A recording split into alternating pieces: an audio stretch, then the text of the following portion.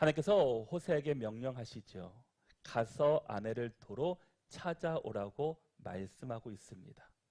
아내 고벨이 가출했습니다. 바람이 나서 세 자녀를 두고 집을 나가버린 겁니다. 당연히 헤어져야 되고 마땅히 찾지 말아야 하는 것이 상황일 겁니다. 더군다나 호세아는 제사장입니다. 제사장으로서 그 가문이 얼마나 수치스러운 일입니까? 그런데 그 수치를 겪기 어려운 일이지만 하나님께서는 그런 아내를 가서 데려오라라고 말씀하고 있습니다. 하나님은 왜 이 부당하고 순종하기 어려운 명령을 내리고 계십니까? 우리는 때로 기도하다가 그 사람을 용서하라라는 하나님의 강한 음성을 들을 때가 있습니다. 그럴 때 많은 사람들은 안 됩니다. 주님, 제 입장이 되어 보십시오라고 말하는 경우도 있습니다. 용서가 되겠습니까? 그러나 용서하라는 그런 거룩한 부담을 우리에게 주시듯이 하나님께서 우리가 끝까지 버티다 보면 나중에 이렇게 반문하십니다. 너는 내가 어떻게 해서 데려왔는데, 너는 내가 어떻게 해서 데려왔는데, 너는 어떻게 해서 여기까지 와 있는데, 그런 음성을 우리에게 들려주십니다. 지금 호세에게 동일한 상황이 주어졌습니다. 집 나간 아내 고멜을 데려오라는 겁니다. 찾아오라는 겁니다. 왜 집을 나갔습니까? 왜 아이들이 가출을 합니까? 밖에 더 좋은 것이 있다고 믿기 때문입니다. 사랑하는 성도 여러분, 우리의 삶에는 가장 소중하지만 동시에 가장 상처를 많이 받는 것이 바로 관계입니다. 부부간의 관계, 부모와 자녀 간의 관계, 또 친구와 동료와의 관계 등 우리는 누구나 깨어지고 상처받은 그 관계로 인해 모두가 아파본 경험들이 있을 것입니다. 과연 우리는 이 깨어진 관계 속에서 다시 사랑할 수 있겠습니까? 이 질문 앞에 하나님께서는 우리에게 단호하게 말씀합니다. 다시 사랑하라고 우리에게 말씀하고 있습니다. 오늘 우리는 구약의 호세아 선지자의 이 가슴 아픈 이야기를 통해 우리 안에 깨어진 관계 속에서 다시 사랑으로 불러주시는 하나님의 음성을 듣고 그 말씀 앞에 행하는 부르심을 받는 우리 모두가 될 수 있기를 바랍니다. 그러면 오늘 본문 가운데서는 하나님께서 우리를 어떻게 사랑해 주셨는지, 또 어떻게 우리를 불러주셨는지에 대해서 예수님의 모습, 하나님의 사랑의 모습을 우리에게 말씀해 줍니다. 먼저는 호세아 선지자가 음란한 이 아내 고멜을 다시 사랑하라는 하나님의 명령은 우리가 깨어진 관계 속에서도 무조건적인 사랑으로 나아감을 우리에게 말씀합니다. 첫 번째 사랑은 무조건적인 사랑입니다. 1절 말씀을 함께 읽어보도록 하겠습니다. 1절 말씀 함께 읽겠습니다. 여호와께서 내게 이르시되 이스라엘 자손이 다른 신을 섬기고 건포도 과자를 즐길지라도 여호와가 그들을 사랑하나니 너는 또 가서 타인의 사랑을 받아 음녀가 된 그 여자를 사랑하라 하시기로. 하나님께서는 왜 집 나간 고멜을 다시 데리고 오라고 말씀합니까? 하나님께서 이스라엘 백성들을 사랑하시기 때문이었습니다. 그 사랑이 어떠한 사랑이었습니까? 무조건적인 사랑이었습니다. 1절 말씀을 보시면 이스라엘 자손이 다른 신을 섬기고 건포도 과자를 즐길지라도 여호와가 그들을 사랑하나니. 하나님은 그들을 사랑하시는데 조건적인 사랑이 아니었습니다. 그들은 지금 다른 신을 섬깁니다. 건포도 과자를 즐겨 먹고 있습니다. 그럼에도 불구하고 하나님께서는 그들을 사랑하나니. 내가 그들이 우상을 섬기고 하나님이 주지도 않은 과자를 먹는다 할지라도 하나님 그들을 사랑하신다라는 겁니다. 그들이 하나님을 잘 믿고 순종했기 때문에 사랑하신 것이 아니라 나를 버리고 내 뜻대로 내 말에 순종하지 않는다 할지라도 내가 그들을 사랑하겠다라고 하나님께서는 그들에게 말씀하고 있습니다. 하나님께서는 그들을 선택적 사랑이 아니라 무조건적으로 사랑하셨습니다. 왜냐? 하나님께서 그들을 선택하시고 부르셨기 때문입니다. 우리는 바로 하나님의 부르심으로 이 자리에 나온 사람들입니다. 내가 선택하고 내가 발걸음으로 나온 것 같지만 우리를 이 자리를 불러주신 것은 하나님이십니다. 하나님이 우리를 불러주시고 우리가 이 자리에 나왔다라는 겁니다. 그러기에 우리가 잘해서 사랑받는 것이 아니라 하나님의 그 무조건적인 사랑으로 우리가 살아가고 있는 것입니다. 그런데 지금 이스라엘 백성들의 모습이 무엇이었습니까? 다른 신을 섬겼습니다. 그리고 검포도 과자를 즐기고 있습니다. 바로 문제는 여기에 있습니다. 이 검포도 과자는 한마디로 말하면 이 가나안 땅에서 얻은 가장 풍족하고 그들이 맛있게 여기는 것들이었습니다. 당시 하나님께서는 이스라엘 백성들에게 광야에서 주신 음식은 만나뿐이었습니다. 근데 그 만나는 구워 먹든지 삶아 먹든지 맛이 거의 비슷했습니다. 그런데 그들이 가나안 땅에 들어와 보니까 지금까지 맛보지 못한, 경험하지 못한 것들이 질비해 있는 겁니다. 그래서 그들이 하나하나 먹다 보니까 만나가 다 잊혀지게 됩니다. 하나님의 은혜가 다 잊혀지게 됩니다. 그리고 그 컴포도 과자를 즐기면서 이것을 주신 것이 하나님이 아니라 바로 내가 지금 살고 있는 가나안 땅의 신인, 이 풍요로운 신 바알이 주었다라는 것을 그들이 생각 속으로 이제 인지하게 됩니다. 그래서 그들이 이 검포도 이 과자는 이 가나안 땅에서 제공되는 가장 맛있는, 가장 하나님 아닌 다른 것으로 행복함을 여기는 과자를 비유하고 있습니다. 여러분, 우리가 참 음식을 먹다 보면 분명히 건강에 이로운 음식들이 있습니다.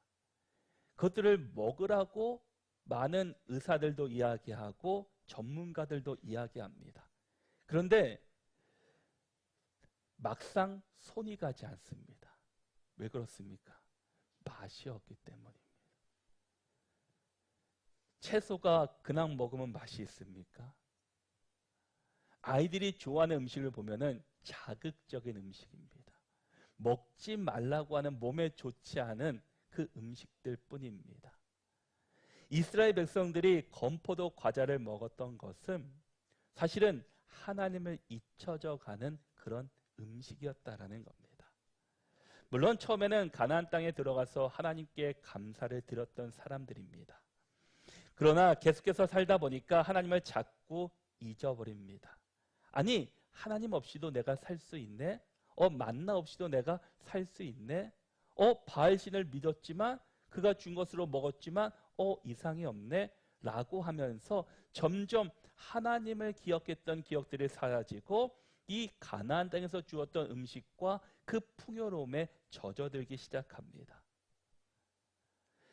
그러므로 말미암아 그들 가운데 다른 신을 섬기고 하나님 없이도 살 수 있다라고 그들이 생각했다라는 겁니다. 어찌 보면 지금 이 시대가 바로 그런 시대입니다. 정말 우리가 하나님의 은혜로 지금까지 왔는데 세상 사람들은 어떻습니까? 하나님 없이도 내가 이렇게 살았습니다. 하나님 없이도 내가 이렇게 풍요롭고 잘 살 수 있습니다 라고 사람들은 생각합니다. 그런데 이 세상에서만 잘 사는 것이 우리의 목적입니까? 그런 목적이 아닙니다. 이 세상에 아무리 잘 살아도 죽음 후의 삶을 알지 못하면 우리는 지금의 경험해진 고통을 죽음 후에 그 평생 지금보다 더 많은 시간 동안 그 고통 가운데 머물게 됩니다. 그런데 지금 이 시대 속에서 우리가 하나님을 믿고 하나님을 의지하며 믿음대로 살아갈 때 우리는 죽음 후에 새롭게 맞이할 하나님의 나라의 그 시민권이 우리에게 주어진 자들입니다. 그러기에 우리는 하나님이 내게 복을 주시는 분이지만 그 복이 중요한 것이 아니라 우리의 삶의 주관자이시고 우리의 인생을 판단하시고 결정권이 있으신 분이 하나님이시다라는 겁니다. 여러분, 이 세상으로 인생을 마감하시겠습니까? 이 세상 후에 하나님께서는 다른 세계가 있다라고 분명히 말씀했습니다. 그러나 지금 이스라엘 백성들은 지금 가나안 땅에서 풍족함, 여유로움, 풍요로움에 젖어서 그 앞의 것을 보지 못한 채 살아가고 있다라는 겁니다. 우리 인생의 여정은 우리 자신도 모릅니다. 태어나는 것은 대충 다 짐작을 하지만 하나님의 부르심 앞에는 모두가 알지 못합니다. 언제 하나님의 부르심을 받을지 아무도 모른다라는 겁니다. 그런데 그런 시대 속에서 내가 과연 무엇에 의지하며 무엇을 맡길 수 있겠습니까? 그러기에 우리는 우리의 인생의 주관자가 되시고 우리의 삶을 인도하시는 하나님 앞에 우리는 붙잡혀야 되고 하나님 앞에 우리의 인생을 내어드려야 합니다. 세상에서 아무리 풍족함이 많다 할지라도 하나님 없는 인생은 저주고 아픔이고 슬픔이고 고통뿐이다라는 겁니다. 지금은 내 스스로가 행복하다고 느낍니다. 그러나 이스라엘 백성들 어떻습니까? 나중에 아수르와 바벨론에게 다 무너지고 말았습니다. 그리고 70년간의 포로 생활을 그들이 겪게 됩니다. 이것처럼 앞날을 몰지 못하는 사람은 지금의 풍요로움에 젖어가고 있다는 겁니다. 그럼에도 불구하고 하나님께서는 지금 호세를 통해서 이 고멜에게 다시금 돌아오라고 그리고 그를 사랑하라고 말씀하고 있다는 겁니다. 인간의 조건으로 보면은 사랑할 수 없는 여자입니다. 다른 남자를 만나서 집을 나갔습니다. 가출했습니다. 얼마나 괘씸합니까? 그럼에도 불구하고 하나님께서는 호세에게 그를 용서하고 다시금 데려오라라고 사랑하라라고 말씀하고 있습니다. 여러분은 그 사랑을 그 일들을 감당할 수 있겠습니까? 집 나간 여자를 다시금 사랑하고 돌아오라고 아내로 맞이하라고 말씀하시는 하나님의 음성. 그러나 하나님은 호세에게 그녀가 회개하고 돌아오면 받아줘라가 말씀하신 것이 아니라 타인의 사랑을 받아 지금 음녀가 된 이 고멜에게 내가 먼저 가서 사랑하고 데리고 오라고 말씀합니다. 사랑받을 자격이 완전히 사라진 상태에서 주어지는 사랑, 이것이 바로 기독교의 핵심인 바로 은혜입니다. 여러분, 이스라엘 백성이 하나님을 배반하고 다른 신을 섬기며 건포도 과자를 즐겼던 것, 즉 이방 신들에게 희생 제사를 지낸 후에 먹는 음식을 즐기며 하나님과의 언약을 깨트리고 있음에도 여전히 그들을 사랑하고 계시는 하나님이심을 이 호세아 선지자 자신이 이 아내 고멜을 용서하고 다시 사랑함으로써 몸소 전해주셨던 그 말씀을 바로 우리들에게 전해주고 있습니다.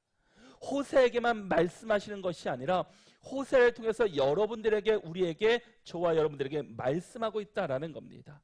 이는 인간의 배신과 상처에도 불구하고 먼저 사랑으로 나아가라는 하나님의 말씀이셨습니다.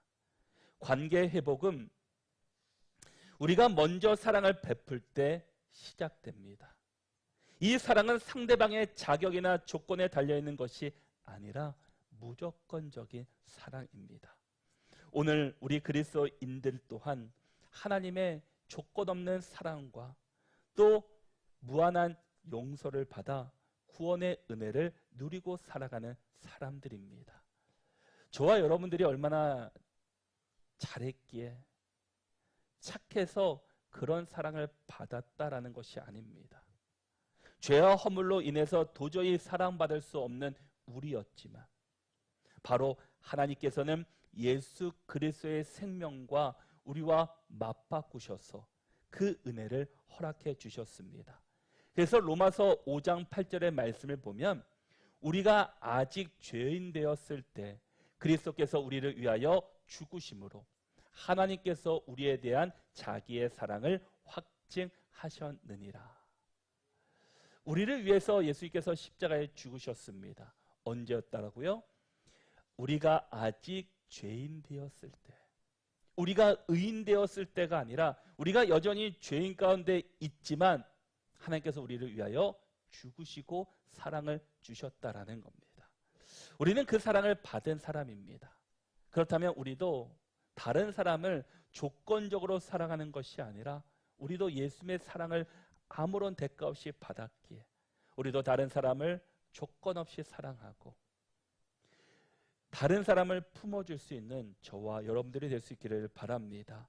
그런데 그 예수님의 그 사랑, 그 하나님의 사랑, 그 고멜이 그 호세의 사랑을 받았던 것은 무조건적인 사랑도 있었지만 두 번째는 희생적인 사랑이 있었다라는 겁니다. 대속의 사랑이 그 안에 담겨져 있다라는 겁니다. 2절 말씀을 보면 내가 은 15개와 보리 한 호멜 반으로 나를 위하여 그를 사고라고 말씀합니다. 하나님께서는 호세에게 명령할 때 고멜을 데려오는데 그냥 데려오는 것이 아니라 은 15개와 보리 한 호멜 반을 지불했다라고 말씀합니다. 그것을 주어서라도 그를 데려오라라는 겁니다. 그가 얼마나 대단한 여자이기에 얼마나 필요한 여자이기에 이런 대가를 지불하고서도 그녀를 데려오라고 말씀합니까? 지금 이 은 15개는 어느 정도가 되느냐 하면은 당시 노동자의 1년 수입 연봉이 은 한 5개에서 10개 정도 된다고 합니다. 그것을 감안해 보면은 보통 한 노동자의 2, 3년치의 월급이 되는 큰 돈이었습니다. 더군다나 돈만 그 지불한 것이 아니라 보리 한 호멜 반도 함께 지불하게 됩니다. 그녀를 데려올 때 그냥 데려온 것이 아니라 그 대가를 지불하고 그녀를 데려오라라는 겁니다. 용서와 사랑에는 이처럼 때로는 자기 희생이 수반되어야 합니다. 자기 희생이라는 대가 지불 없이는 결코 용서와 사랑의 터를 마련할 수 없기 때문입니다. 우리가 타인을 용서하며 사랑하기 위해서는 우리 자신을 희생하는 자기 희생의 노력이 함께 있어야 한다라는 겁니다. 나의 희생 없이 용서와 사랑은 불가능하기 때문입니다. 물론 이기적인 용서와 사랑은 가능합니다. 그러나 자기 희생이 없습니다. 하지만 이타적인 용서와 사랑은 자기 희생 없이는 결코 불가능합니다. 자기 희생의 터 위에서만 진정한 용서와 사랑이 싹틀 수 있기 때문입니다. 우리의 죄값을 치르기 위해 하나님이신 그 예수님은 십자가의 죽음이라는 자기 희생의 대가를 지불해 주셨습니다. 우리를 위해 십자가를 지신 예수님의 자기 희생의 십자가를 기억하며 살아갈 때 우리들도 서로 용서하며 사랑하며 살아갈 수 있게 됩니다. 부모들이 자녀들의 사랑은 무한의 사랑입니다. 그런데 그 사랑이 그냥 주어졌습니까? 부모의 헌신과 희생이 그 안에 담겨져 있습니다. 아이들이 태어나서 밤낮 가리지 않고 울어대고 배고프다고 울어대고 그것들을 다 치워주고 재워주고 부모는 잠도 못 찬 채 그것을 감당한 사람들이 부모입니다. 어떤 조건, 어떤 대가가 있어서 한 것이 아닙니다. 아니, 자녀가 평생을 계속해서 AS하며 때로는 도와주고 또 기도해주고 함께 협력하는 것이 부모들의 모습입니다. 부모의 그 희생과 사랑이 있기 때문에 헌신이 있기 때문에 자녀가 부모를 사랑하고 또 부모가 자녀들을 놓지 못하는 그런 모습들을 보게 됩니다. 우리가 잘 아는 누가복음 15장에 탕자의 비유가 나옵니다. 둘째 아들 얼마나 못됐습니까? 아버지가 죽지도 않았는데 벌써 재산의 반을 달라는 겁니다. 재산의 반을 주면 그 집에는 큰 타격이 생길 겁니다. 그런데 아버지는 그 재산을 줬습니다. 그리고 그 둘째 아들은 아버지를 재산을 받고 그냥 먼 타국으로 가버립니다. 그리고 거기서 제멋대로 살아갑니다. 흥청망청 살았습니다. 그리고 모든 재산을 다 탕진하고 말았습니다. 정말 음식 빵 하나 살 수 없는 그 돈이 없어서 돼지가 먹는 주업 열매를 먹으면서 하루하루를 살았습니다. 그러나 아버지는 어떻습니까? 매일매일 그 앞에 나가서 아들이 언제 돌아오나 이제나 저제나 돌아오나 늘 그 앞에서 기다리셨던 그 아버지의 모습, 그 아버지의 사랑, 희생적인 사랑이 있기 때문에 그렇게 할 수 있었다라는 겁니다. 예수님도 우리에게 무엇이 우리가 이뻐서, 무엇이 잘해서 십자가를 대신 지셨습니까? 죄와 허물로 죽을 수밖에 없는 우리들을 위해서 예수님은 십자가를 대신 지셨습니다. 그 희생의 대가가 있었기 때문에 우리가 구원받았고 우리의 죄의 문제가 해결되었습니다. 예수님의 그 십자가의 죽음이 없었다면 우리는 여전히 죄의 문제로 인해서 죽을 수밖에 없는, 지옥에만 갈 수밖에 없는 사람들이었을 겁니다.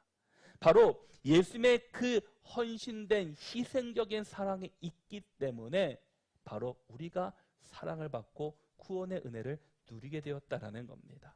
바로 사랑에는 바로 이런 대가가 요구되기도 합니다. 이제 호세아는 이제 그 아내를 데리고 돌아오는 그 길에 고멜에게 이렇게 말하고 있습니다.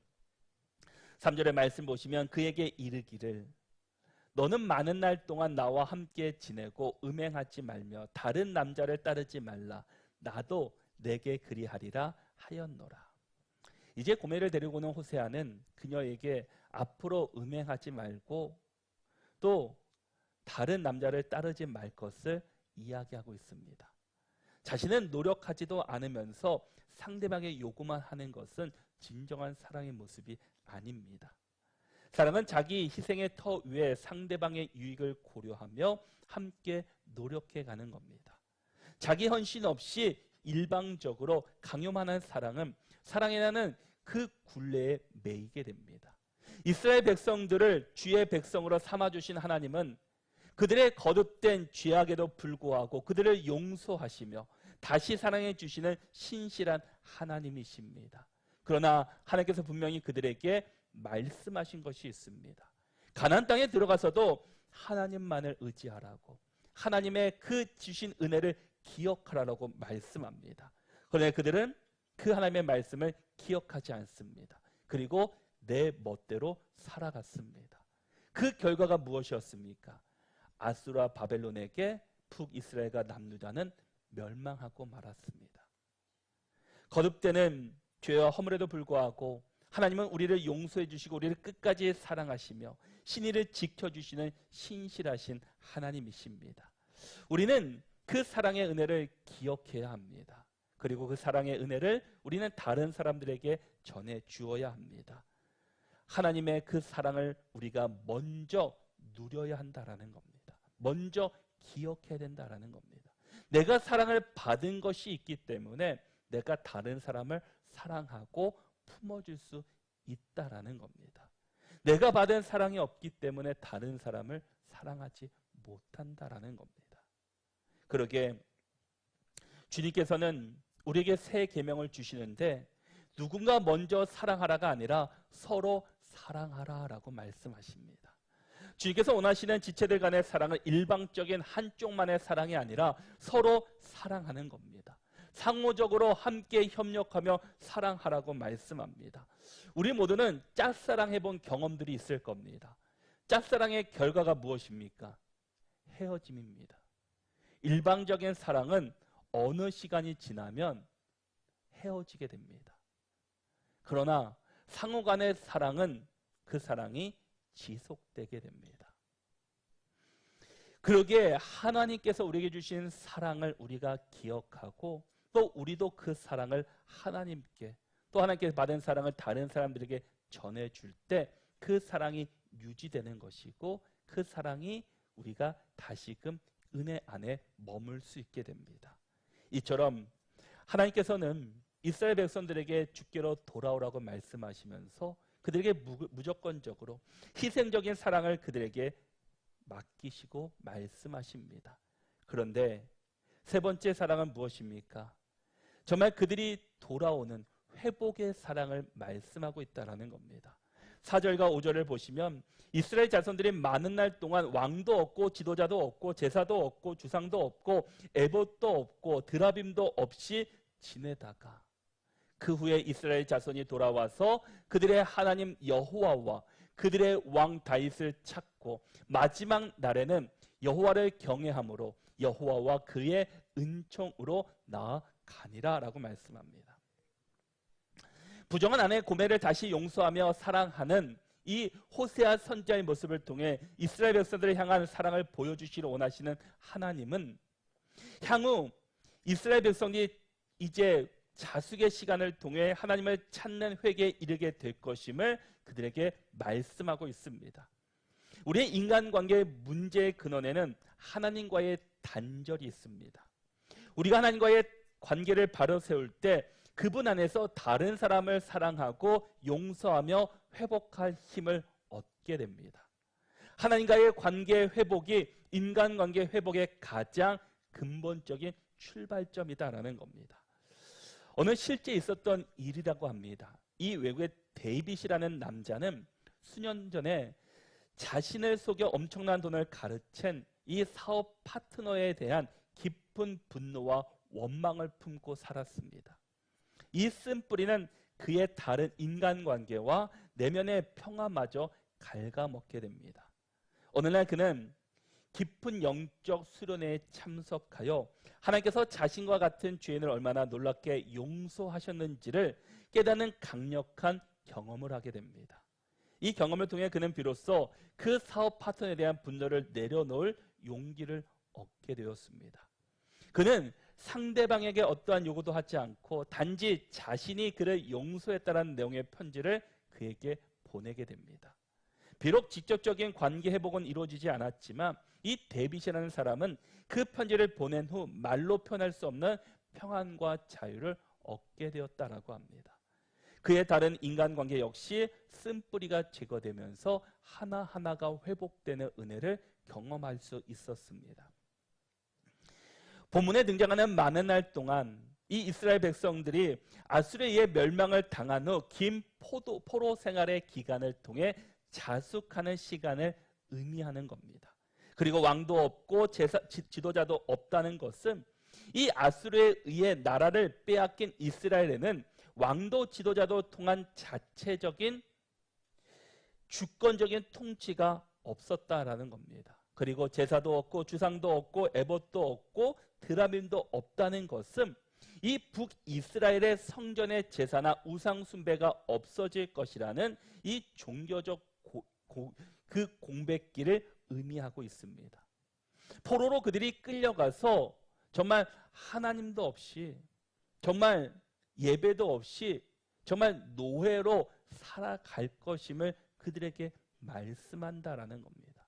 근데 분명한 것은 그들에게 이 징계, 포로 멸망만을 말씀하시는 것이 아니라 5절에 보니까 그들에게 그 후에 아수와 바벨론에게 포로 생활을 한 70년 후에 그들이 다시금 돌아와서 그들의 하나님 여호와와 그들의 왕 다윗을 찾고, 다윗은 죽은 지 이미 250년이 지난 때였습니다.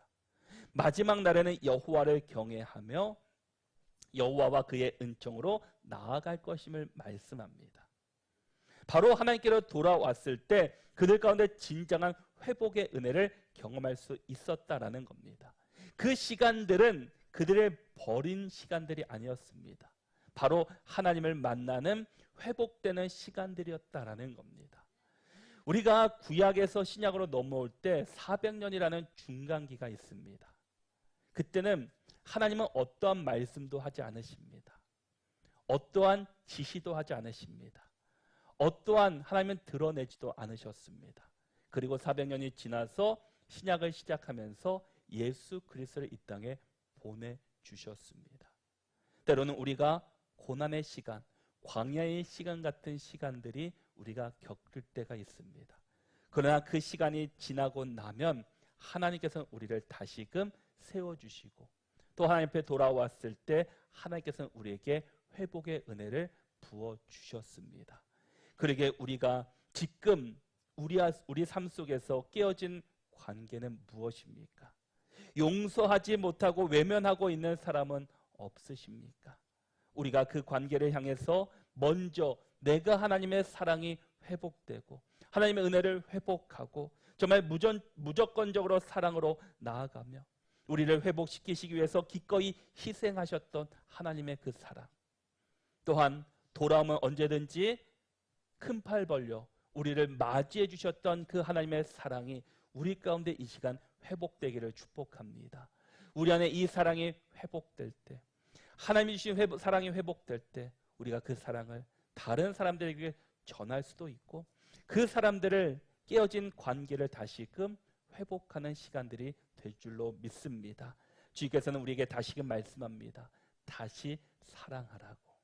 여러분, 그 사랑을 붙잡고 한 주간 먼저 하나님의 사랑을 깨닫고, 내가 아직 용서하지 못한 사람들이 있다면 그들에게 사랑을 전하며 그 복음을 전하는 그 삶을 살아가는 우리 모두가 다 되시기를 바랍니다.